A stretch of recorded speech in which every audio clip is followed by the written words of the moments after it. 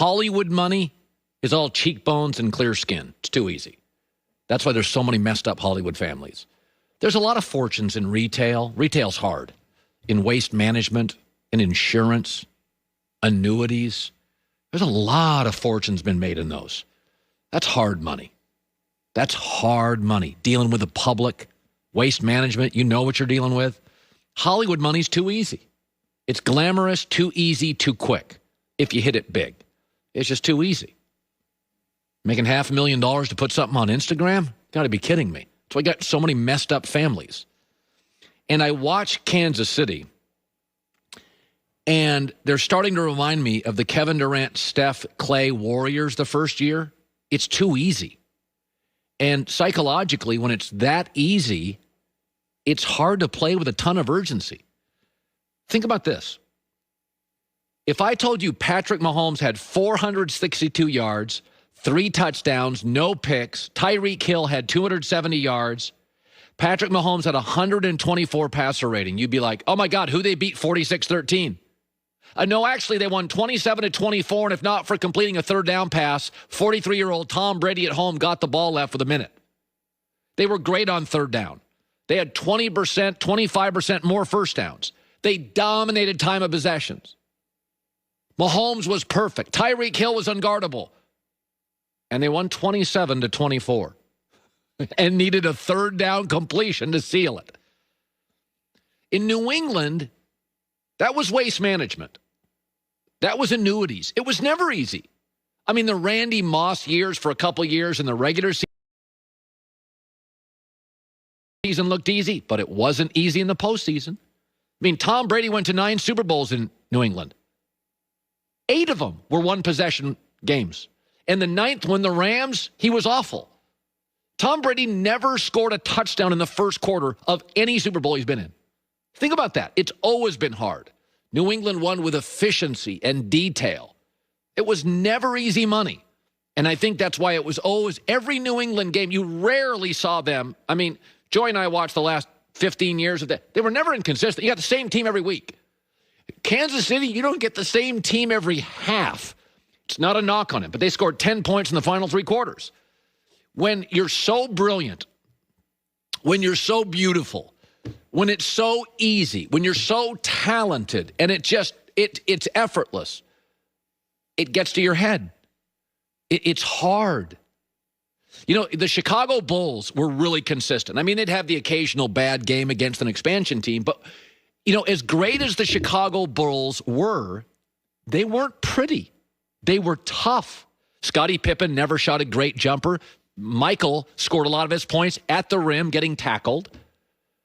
Dennis Rodman, old guys with knee braces like Steve Kerr. I mean, they had these Will Perdue's, and if you go look, Ron Harper's, if you go look at the DNA of the Chicago Bulls, the greatness of their dynasty was, it was never easy. Kobe, Shaq, that was easy. There were some easy times.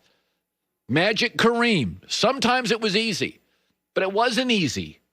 It wasn't easy with New England's dynasty. It wasn't. To the very end, they were trailing Seattle. They were trailing Atlanta. They struggled against the Rams. They all looked like the Eagles Super Bowl or the Giants Super Bowl. They all looked like that. And so as I watch them, I think to myself, boy, Andy Reid's going to have to put his foot down with this team a lot. They're young. They're talented. It's easy money. The wins come easy. The points come fast. And you go back to that Kevin Durant, Steph, Clay Warriors. The first year, flew through it, like Kansas City last year. Kansas City, week 12, defense is healthy, flies through the league. Second year, the Warriors, KD, Steph, forced to 7 in the Western Conference Final. The year after that, they went to 6 games in the first round and 6 games in the second round against clearly inferior teams. Some of this stuff, when you win early and it's easy and it's effortless and you're brilliant, it's not the hitting, it's the head. You got to battle yourself. I don't remember seeing a team. I mean, Kansas City, that's why I compare them to the Warriors. I don't remember any NFL team that scores this fast, this quick, this easy. It looks like a 7-on-7 drill. And Tampa's got a defense. It looks like It looks like high school 7-on-7 stuff. It's just kind of strolling back there, and Mahomes just keeps backpedaling and backpedaling and backpedaling. He plays like nobody else does. He just keep back. 7-step drop. He's like 13 steps back. Then kind of sign arms it up the field. Oh, nobody can guard Tyreek Hill. Another touchdown, 270 yards. Fastest guy in the league. Best tight end in the league. Best quarterback arm in the league. Running backs can play. Offensive line can block. Coach is brilliant. Joy with the news. No. Turn on the news. This is the Herd Line News. I can see Nick right now watching that rant. Oh, I was on the phone with him. And the minute Mike Evans caught that from Brady, Nick's like, I got to go. That's exactly what he hung up on me. He goes, at his TV, because he's on the East Coast in New York, his TV is 6 seconds ahead of me. So Brady walking up to the line, Nick goes, on, Aaron. I'm like, what? Oh, I got to go. It's hard to watch games with anyone who is like a little bit ahead or behind you. Yes. It's like, let's just text. So the Packers made it look easy last night. It was pretty much unwatchable by the third quarter. Chicago games are really increasing. I know it's a big market. Their games are tough to watch. Well, they win ugly, and they lose ugly. They lose ugly, too. 41-25, Packers beat the Bears last night. Aaron Rodgers threw for 211 yards and 4 touchdowns. He also became the 11th player to reach 50,000 career passing yards and hit that mark with the second fewest attempts in NFL history, so still brilliant. Green Bay's defense also had a big game, forcing 3 turnovers from Trubisky, who is making his first start since week 3 and suffered his first loss of the season. Nicest bad quarterback ever. He's such a wonderful kid. You can tell the players like him. When I watch him, everybody likes him. Even Tony Dungy could not bring himself to be critical of him. I mean, I just think Mitch Trubisky's one of those guys that you would love as a friend. He would drive you to the airport, even if he was sick and down in the dumps. But I didn't get it when he came out. I don't get it now, and it just they got to reboot the quarterback situation in Chicago, or else it's just going to be this against Green Bay for the next 3 years. We definitely need more nice people in the world. Yes, there's nothing wrong with being nice, but I'll take a little less nice at quarterback. Yeah, I mean, you could just be 10% less nice, and we'll deal with it for, an upgrade in that position. I just feel bad for Chicago fans, and I've felt like this for the past couple of years with Chicago, which is why I think it's so strange that they're consistently in this predicament at the quarterback position. Not that it's easy to find a quarterback, but I mean, we all know who they passed up on. Well, so my thing is, like, you have a defense that is capable, right? You know what they did? That Jay Cutler had a great arm, but was incredibly difficult. Right. And then they go interview Mitch Trubisky, and they don't like the arm, but he's such a nice guy. You overcorrect. So they overcorrected. So the word on what Chicago did is that Cutler was so poisonous in the locker room and so difficult. They didn't like the guy, but they loved his talent. And then they went and interviewed Trubisky, and they didn't love his talent, but they loved the guy. And they thought, you know what? He's everything Jay's not. Everybody will love him. He's athletic. His arm isn't great.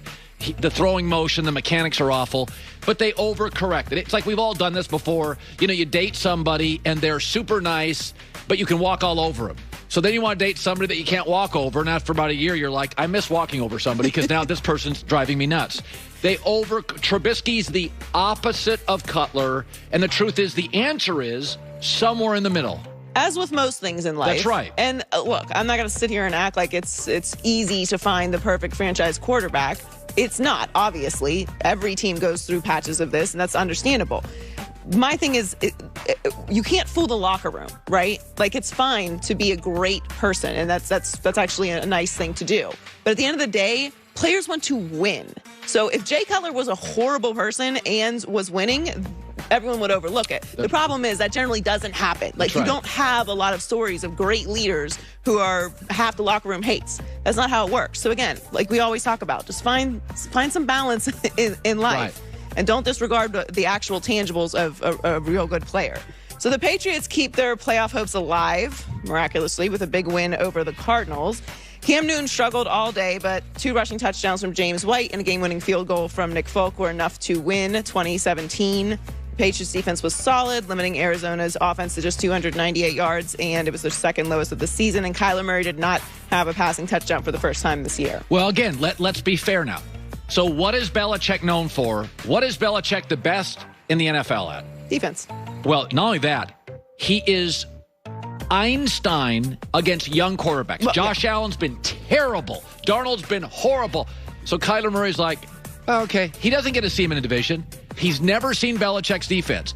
And Belichick, all these young quarterbacks, this is one of these. Yeah, his record against young quarterbacks is staggering. It's like 31-3. And so Kyler never seen Belichick. He has no idea what he's going to get defensively. And Cliff Kingsbury's a college coach, just became an NFL coach. So when I watch that game, I'm like, oh.